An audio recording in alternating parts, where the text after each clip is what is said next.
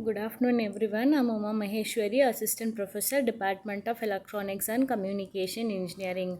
In this video lecture series, I'm going to explain about pulse width modulation. In the last video lecture series, I have explained about the pulse amplitude modulation and the pulse position modulation. Now I'm going to explain about pulse width modulation.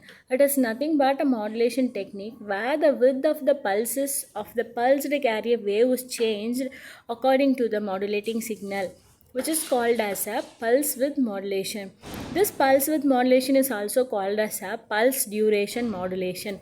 In pulse duration modulation, the amplitude of the pulse is kept constant and only the variation in width is noticed, as the information component is present in the width of the pulses.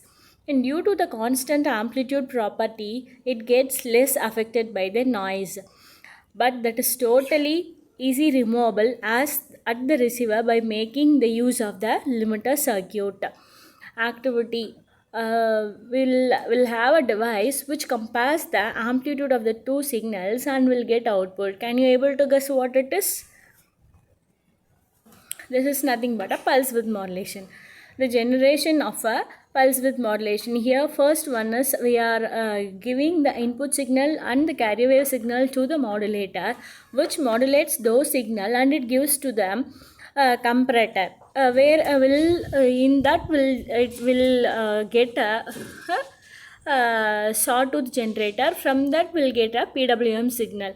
The message signal and the carrier wave is fed to a modulator which generates the pulse amplitude modulation signal. This pulse amplitude modulated signal is fed to the non-inverting terminal of the comparator. A ramp signal generated by the sawtooth generator is fed to the inverting terminal of the comparator. These two signals are added and compared with the reference voltage of the comparator circuit.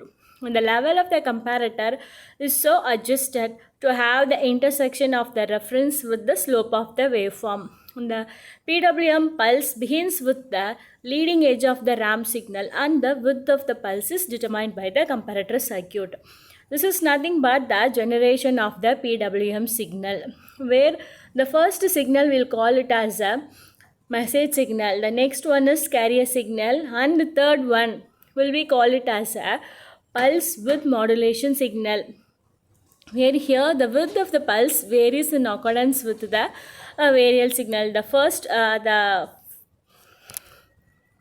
The next one is the detection of the PWM signal.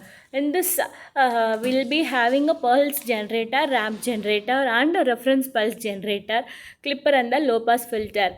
Here, some noise gets added to the PWM signal. So, firstly, we have to remove that noise which is introduced in the transmitting signal. The incoming signal which is being fed to the pulse generator, this regenerates the PWM signal. This regenerated PWM signal pulse is then given to a reference pulse generator that generate pulses of constant amplitude along with the constant width.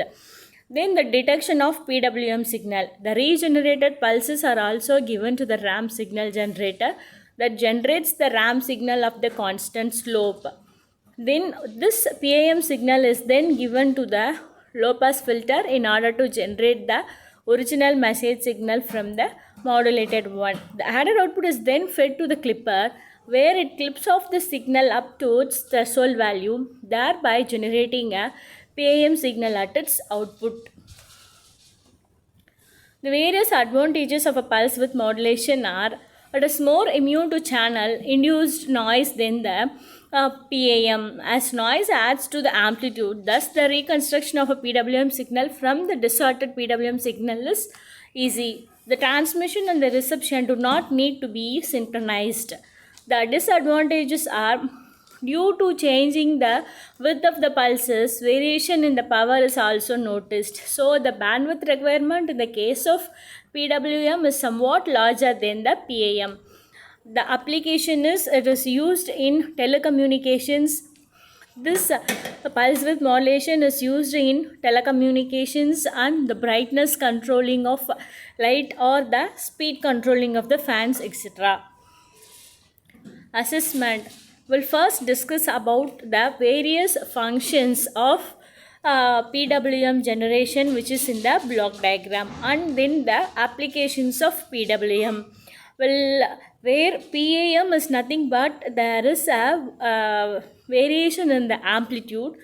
In PPM, that is pulse position modulation, the pulse varies in accordance with the position.